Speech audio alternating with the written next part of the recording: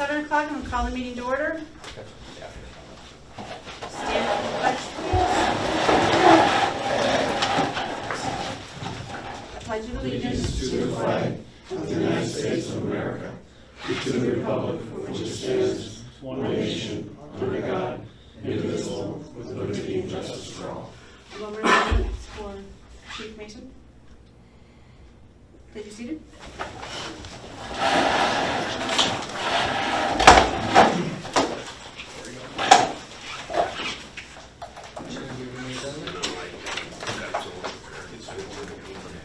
Everyone has. Do you have another agenda? Oh, yeah. A copy of their secretary of minutes from last month. Any additions or corrections? All right, then I will make a motion to accept the meeting minutes as presented. Do I have a second? I'll second. All in favor? Aye. Opposed? Carried. Everyone should have a copy of their treasurer's report. Any additions or corrections? No. All right, and I will make a motion to accept the treasurer's report as presented. I'll second that. All in favor? Aye. Aye. Opposed? Carried. I do have a question on the bills presented for this month. Under Jerome Fire Equipment, there is the bill for the repair of E1 for $8,000 and some change. That was turned into the insurance. Have we not received? We did receive part of it. We received part of it. We received $2,500, and then the bill was much more, so they're going back and forth with Jerome's. That's what I was told by the adjuster. Okay.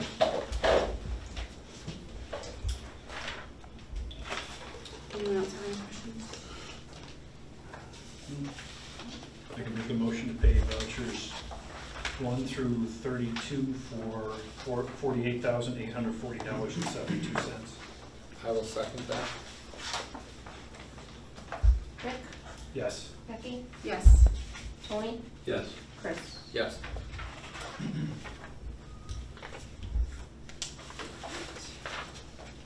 I have not received any communication, so we can move on from that. I do not have anything under administration. Chris, do you have anything? No, no. Financial, we have a couple of things. We have a resolution to do. Resolution 21-25. Whereas the fire district is in need of increasing the contractual expenditures budget line, whereas sufficient funds exist in the personal services line, which can be moved over to the contractual expenditures line. Now therefore, after motion made, second, and discussion held, it is hereby resolved that the treasurer is directed to move the amount of $13,360.57 from the personal services budget line to the contractual expenditures budget line, and to show the transfer on the monthly budget statement. July 13, 2021. Becky, Yes. Rick, Yes. Tony, Yes. Chris. Yes. Can I have that figure one more time, please? It's what we did, Joanne. Okay. What was I going to say? Oh, we are working with Mr. Pinsky to do the refunding of the USDA loan. He's gone out to Greene County Bank, gotten us a rate of 1.8, which I think I sent to all of you. So we're in the process of that. I don't have anything else updated since that. Telling Brad to go forth with it on Monday, or yesterday, I guess. It seems like a lot longer ago. But it's in the process. Other than that, I don't have anything else on the financial, unless Chris, or Rick, do you have anything? Okay. Tony, truck maintenance? Yeah, so truck one is at Big Red. On a positive note, it wound up being what they call a simple vent tube that was bugged. So, with that being said, they fixed that, decontaminated the airlines, they go back to the rear end and changed some seals, but we caught a break. On a real positive note, the repair bill will be less than $1,000 for that. Hopefully, Chief, your truck should be here either tomorrow afternoon or Friday at the latest. So, as soon as that, I get the official call, I'll let you know, and you can go back to service. All of the repairs on the ladder test that we had, that come in significantly less that the board already approved. That's all fixed. There is some budgetary things that I'm putting into the budget for next year that we gotta do, but we made out very well with truck one, so that you'll have that. Tony, does the company have to come back and recertify it since it failed? Or? Yes, it has to be retested, so that's one of the, well, as soon as it gets here, I'll get a hold of whomever, actually American. What's interesting is I'm gotta believe there's gonna be a charge for the retest, but I don't know that factual. Right. The other thing I'm still looking up is trying to figure out when the 5-year test is due. So I don't have that answer yet. So that's for truck one. Now the bomb, engine 41. As we know, we got notified by Captain Martin that we had an oil leak. We sent a tech over right away, diagnosed that there was an oil leak up towards the back half of the motor.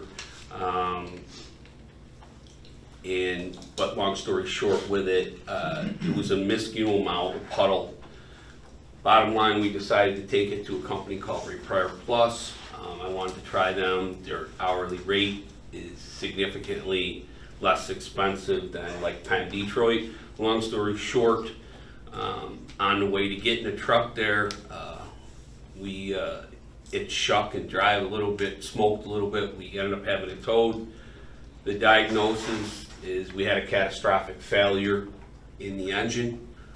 The engine blew, it cracked the block, it metal shavings in the top of the head, etc., etc. Got an estimate just to make sure my ducks were in a row. The estimate from Repair Plus for the motor and install is $41,000 to $45,000. That is including parts and labor. Doesn't include any issues in the rear end that may have happened. Doesn't include, anything other than the motor. Now, with that being said, it's just, in my opinion, it's not financially sensible to fix that truck. I believe that the year of the truck, 1994. thank you, it's 1994, 3. We put 40 or 50,000 into it. It's just not sensible. Now, with that being said, I can't speak for anybody else, but I'm not comfortable putting 50 or 45 grand into something that old. That now it does put us significantly in a pickle regarding apparatus that we have to work out a plan, but my recommendation is not to fix it. But I would be interested in to hear the board members' opinions, but my recommendation is not to fix it. Well, I know I can say I agree with you, it's not worth putting the money into. I agree. I mean, we purchased it for $12,000. It's probably only worth half of that now, even in running condition. It did its job. Unfortunately, we needed it to do longer. It was a good investment at the time, but here we are. So that's what I'm at. I stopped some of the maintenance for the rest of the stuff till we get through the truck, because I can't short the chief's office any more apparatus right now. once the trucks come to back, I will meet with the chiefs and try to come up with a plan on how to maintain the rest of the things as far as maintenance, but we're hurting for apparatus right now. So that's my report.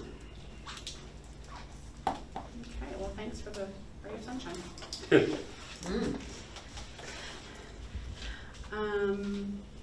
So before I hit Jeff under building and grounds, we just want to do a minor update that we actually discussed and approved at the workshop last month, but we wanted to reiterate it at the official meeting. Station 1, we had gone out to bid to pave the parking lot. To seal the parking lot. We had originally awarded it to RGB because they had came in at the lowest at $6,260, but they had failed on their quote to count the driveway. So when we questioned them on that, they had proposed a new quote of $7,486. So we then went to the second lowest bid of Power Seal for $6,630 and awarded it to them.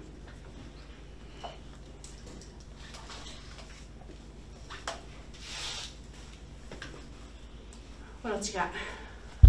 With that, when I called him to tell him he's got the job, he was gonna try to get us in. The weather's kind of screwing him up, but he was gonna try to get us in the next couple weeks. The other thing I got is Station 4, over the years, when they were plowing the parking lot, the runner crush built up and kind of filled the swale in over towards the town building there. So now when it rains, the water comes to a certain point and it stops.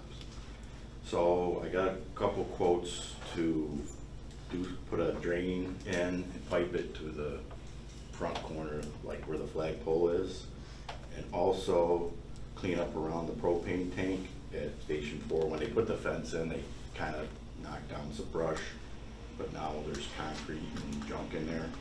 So I got two prices, one from AML Property Maintenance for $4,625, and then Butler Enterprises for $3,000. I did call Lysander Construction, but they weren't taking any more work right now. They're so busy right now. So,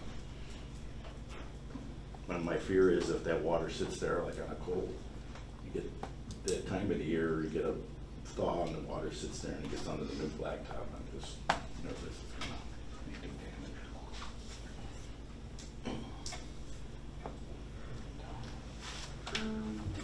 If we can show that we have reasonable, that we can determine this, we find out and we'll report it, that's acceptable. Okay. So we could technically work if we wanted to.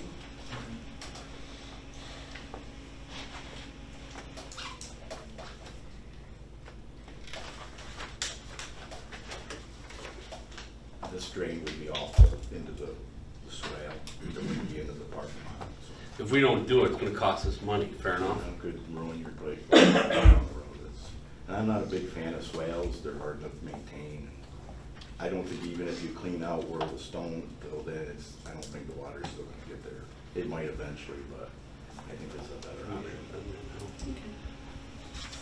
Jeff, what's the name of that company? Butler Enterprise. Butler Enterprise, okay. I'd like to make a motion to authorize $3,000 expenditure for the drainage repair and the cleanup around the propane tank at Station 2, Station 4, for $3,000. I'd like to make that a motion and word it to Butler. Do you have a second? I'll second. All in favor? Aye. Opposed? Carried. Also, the ice machine at Station 4 was looked at. They had to order the filters for it. And also the refrigerator was looked at. They think there's a leak in it. So what they do is they pull the old Freon out, put new Freon in it, and put a dye in it. But it takes a couple weeks before the dye gets through the whole system.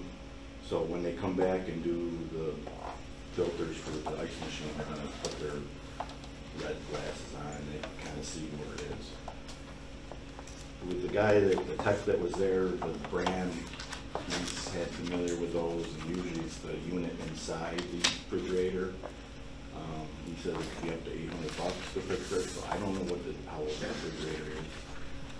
I looked at it the last time I was there, it was down to, it's working, it's down to like 35, 36 degrees. So he said, just keep an eye on it, so, but until they find the leak, maybe it won't be, I don't know. So, that's an update on that.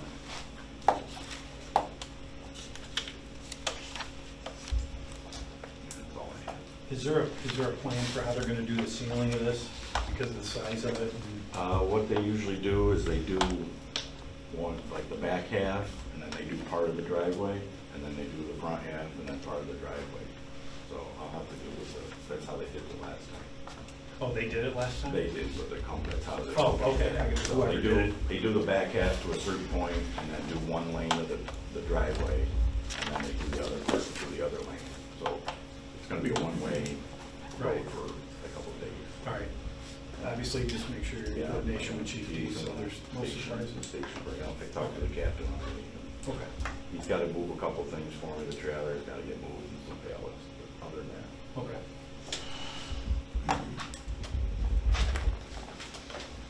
Anything else? It's all good. Purchasing agent. I have no new request of purchases, so it's essentially the same ones that were brought up at the workshop. So I did have purchase orders assigned to them. So it's the floor mats at Station 1, the key boxes. The only different, the key box, there should be two of them. One was for the security room upstairs at Station 1 that Chris requested at the workshop, and then the one for Station 3, so that should be $50. And then remaining items that they need for the large area search bags that we're trying to set up, and then the shelf bins that Jeff and I need. I'll make a motion to approve the POs 2039 through 2042 for $1,218. Do I have a second? I will. All in favor? Aye. Opposed? Nothing else? Just that the gear went out for repair. There was 11 pairs of pants that have to go out for repair for the Velcro. So that went out. Hopefully I'm pushing them to try and get them back as soon as possible. You know, he's not making any promises, but he says it should be at least 2 to 3 weeks. So I did check on the new gear, and we're supposed to be receiving it at any time, but he couldn't give me a date either. Can't. You know, the only thing he told me was he put an order in last week, and he says it was 5 months. So I mean, it's getting ridiculous lead times on things, but unfortunately, it's out of our control. Yeah, it's the industry right now. So, I mean, when we put it in, they said 3 to 4 months. So hopefully, we'll be seeing it soon.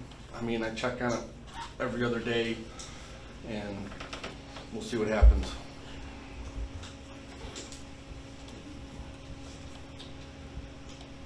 Safety report, Mr. Hopper. Yes, good evening.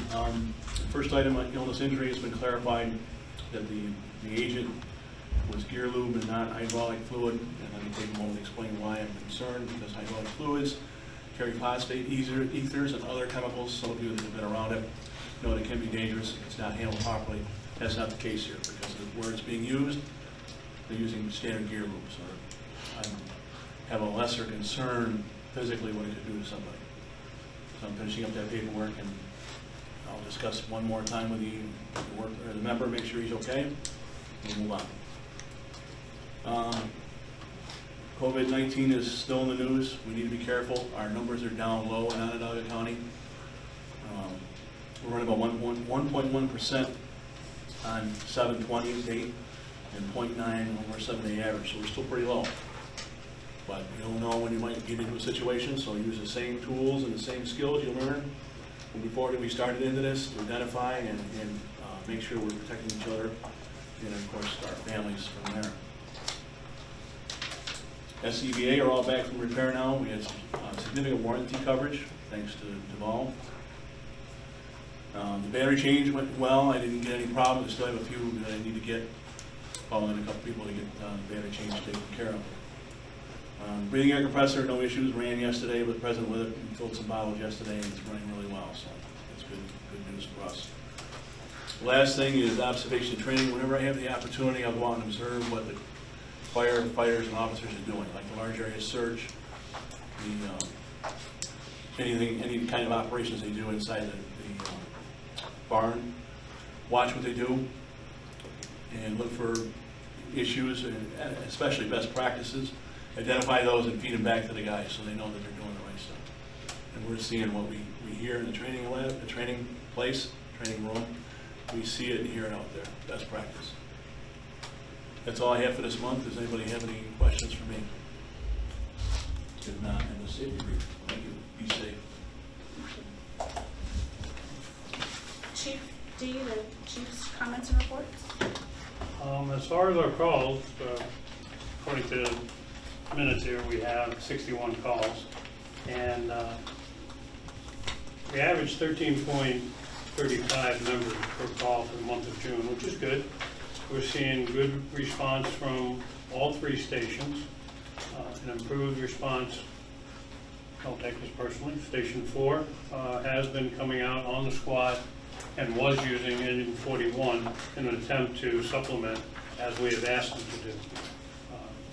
The amount of members coming on them, it'd be nice to have more.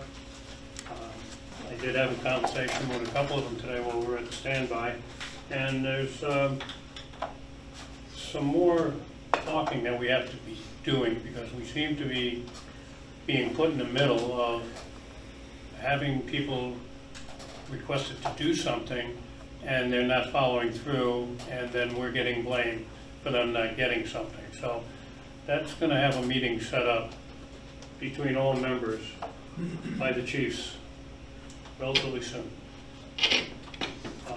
And hopefully we can redirect how things should be done and how, when given an order, people follow through on it and do what they say they're doing, and not just tell us that, oh yeah, it's all taken care of. Because I found out today that's part of what's happening. So until I can sit down with all of them and actually put them to questions, I'll save that for when I have that done. But it was interesting today to hear, because the people I were talking to seemed like they were wanting to do more, but they're not being permitted to do more. So I'm hoping that we can resolve that. To be quite honest, I'm getting a little tired of being blamed for not taking care when we are going to a little bit of extremes to do that. But it doesn't seem to be hitting home. So maybe we can finally get on track here at some point. House fire that we had yesterday, we had a good job, well done. Fortunately, the woman who was smoking in bed, and then thought she put the cigarette out in the pile of butts that she had next to her bed, and then fell asleep for a short nap to wake up to a fire. First police officer on the scene was able to make sure that she was out of the structure, which she was by the only door that would open and close, which was the sliding glass doors. And she escaped with no injuries, so did her little pet animal. Unfortunately, the fire took off quite extensively. The house was just recently remodeled. Unfortunately, it's going to be remodeled again. But our teams coming into the scene made a good hit on the back, and then Liverpool and Mutual Aid coming in, Belgium with their truck, which we had put on automatic since our truck was out of service, did a hell of a job as far as stopping it to where the damage was contained. It's my belief that the house itself will have to be renovated for the most part, but it can be saved. It had good wood, it was built in '52, so there's none of the nonsense crap to hold wood together. Used nice nails, good beams and whatever else, and we managed to keep it below the attic space. We didn't have to cut the roof. So all was done very well. This woman also had doors on the outside, because she was from New York City, that were metal doors, metal bars that when locked, with both locked, we would have had to cut through that. And unfortunately, they were unlocked. Doors were locked, and we had to take them out. And the only way in and out of the house for her, because she used to keep those doors locked, was through the sliding glass doors. So a job well done by everybody that showed up. Standby at Phoenix today, for those that didn't hear, there was emails that went around advising all of our members that past chief, not past chief, current chief of Phoenix Fire Department, Ed Mason, had passed away with his fight for cancer. We were there for funeral services last night, a group of us, and then today, RP3 with 2 members of Lysander. The Lawsons were on there as firefighters, as well as 3 of our own and myself stood by until 6 p.m. And that's why I'm dressed like this, otherwise I'd be more comfortable if I'm putting my hat on. So we are doing well, except for our apparatus. And we also would like to have a sit-down meeting with the commissioners at some time, we being the chiefs, to discuss what needs to be done. And as Tony's already mentioned, there are some thoughts going around. Maybe, I know that we're busy between the budget and other things that we're doing, but perhaps in a week or so, maybe we can sit down and start looking in a different direction perhaps, that maybe we can go forward in a positive manner. Any questions? Thank you. All right, moving on to nominations and resignations. We do not have any resignations this month. We do have 3 new member applications. Brian Wood in Baldwinsville, and Amos Hughes in Mackenzie Dunbar and Lysander. So we will approve membership pending their background and physical. Until those pieces are completed, just so it's absolutely clear, they cannot write apparatus, they cannot get gear, they cannot trainings, anything until that piece is completed. I know there's sometimes confusion as to when they can get gear and go on apparatus and things like that, so that way there's no questions. No changes to any statuses. Old business, Station 3 water pressure issue. I still honestly don't have a resolution, and I've kind of found that I'm not getting now a response from either the engineer or the town. So as I suspected, I think the only option for us to solve this water pressure issue is to go out and get the booster. Seems like there's a lot of finger pointing going on. There's a lot of finger pointing going on. Like, That's what I've seen. Unfortunately, finger pointing isn't helping us. no. I don't know if that's something, Jeff, can you look into like a cost for us to see what that would, and I don't know if there's a different size, like. I would have to.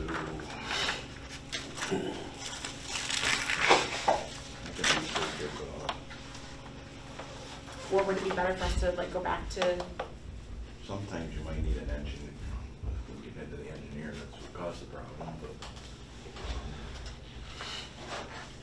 I don't know if we can get I don't know, who's the plumber, was it Burns? I don't know if they have somebody that can give us come in and give us some calculations. Just, I gotta say something that's not gonna come out well. Who did we pay that failed us?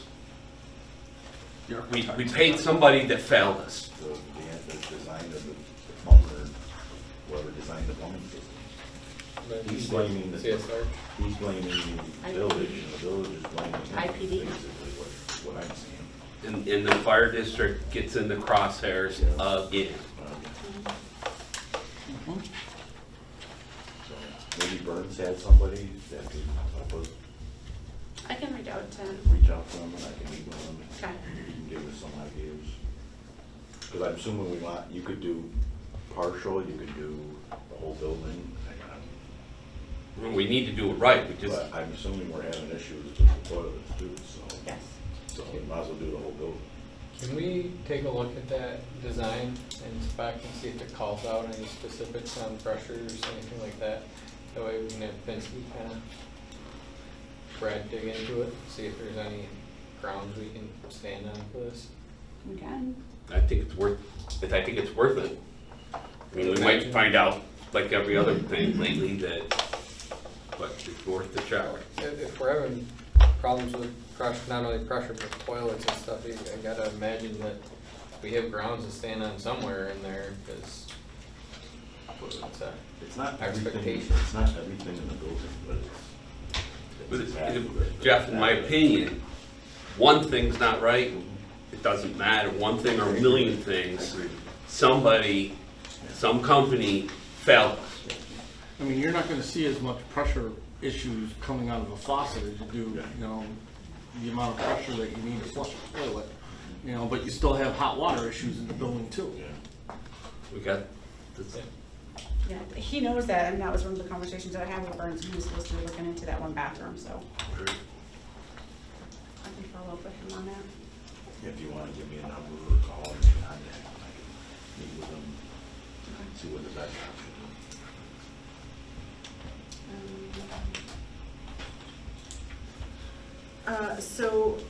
We have a resolution potentially to do tonight, and I say potentially because I don't remember if there was a consensus of the board.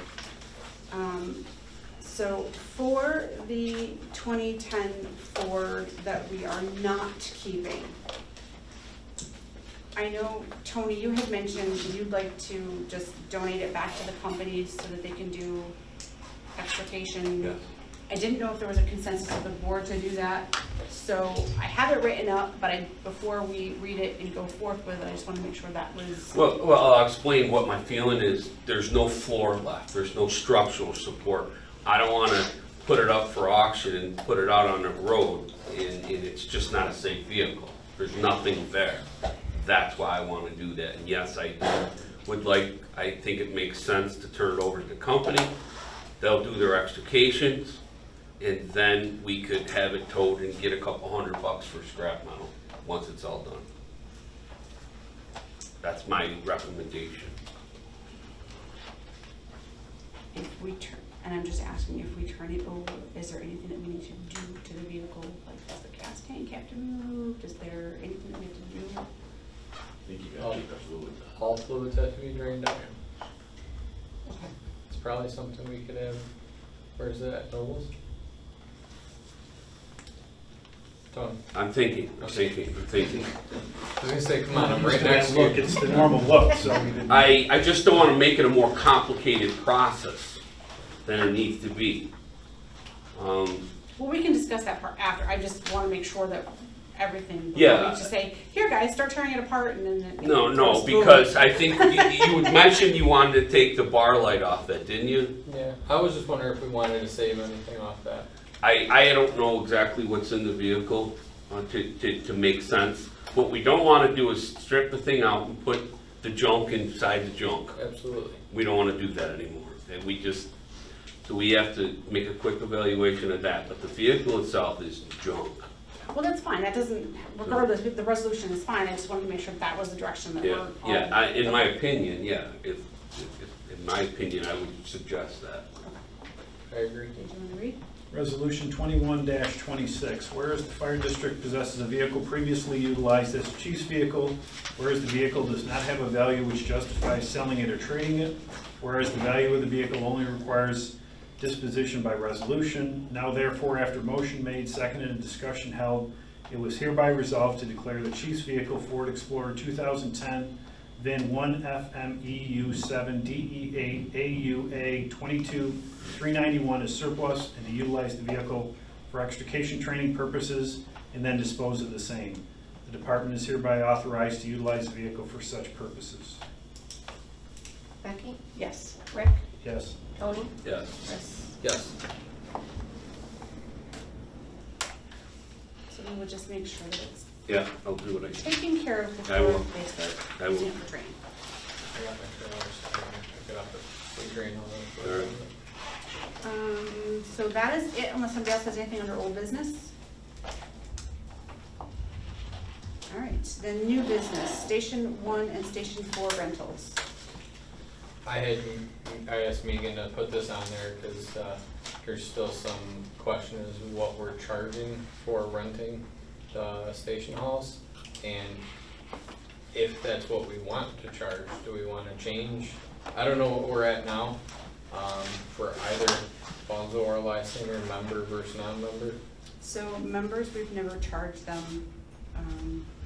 Station 4, I rented, I believe is 150 is what's in the contract. And I think Station 1, the one time we did it, I think we did $50 because it was just this room. It's like half the size of what the hall is.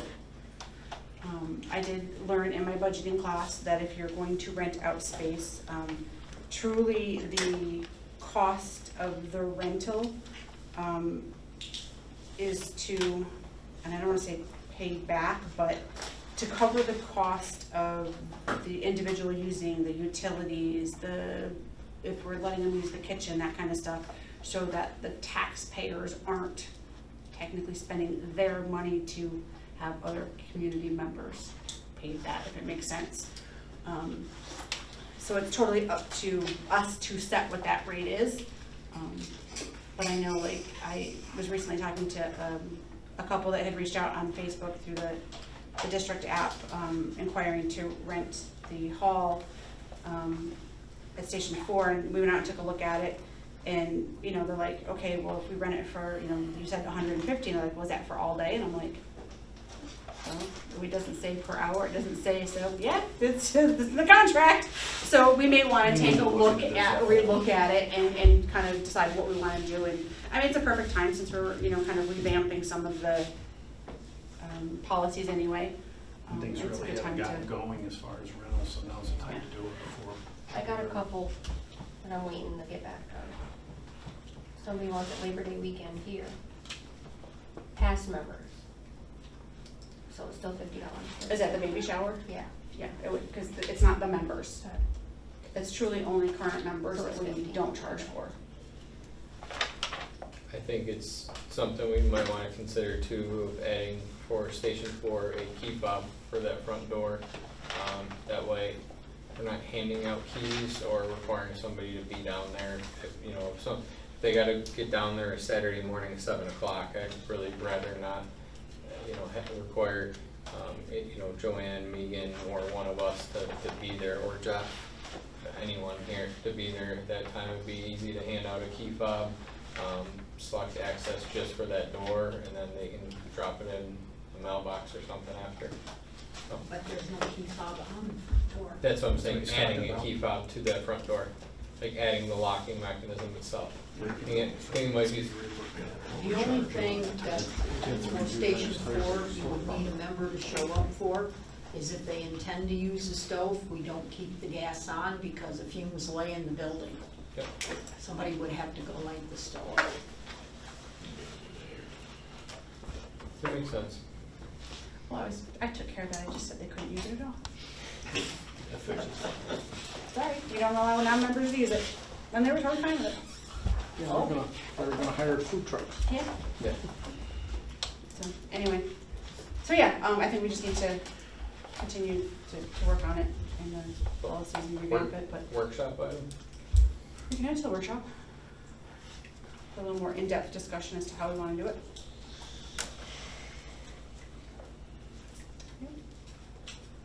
And that, erase that line underneath it. Yeah. It's okay. Any other new business? No? All right. Station usage.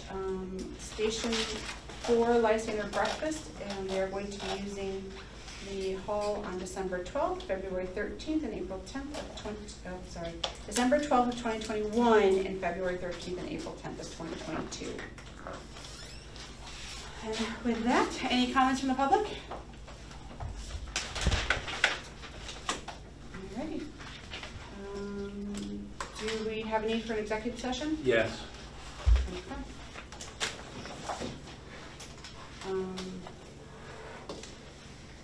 Will it be a decision made that we're going to come back out in Thank you.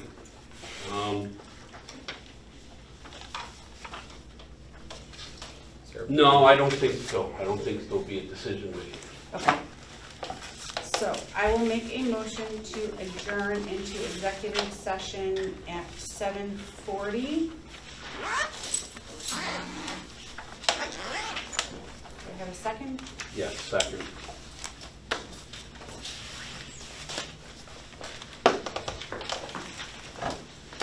So I will leave it up to you all if you want to stay, for us to come back out and close out, or you're welcome to leave too.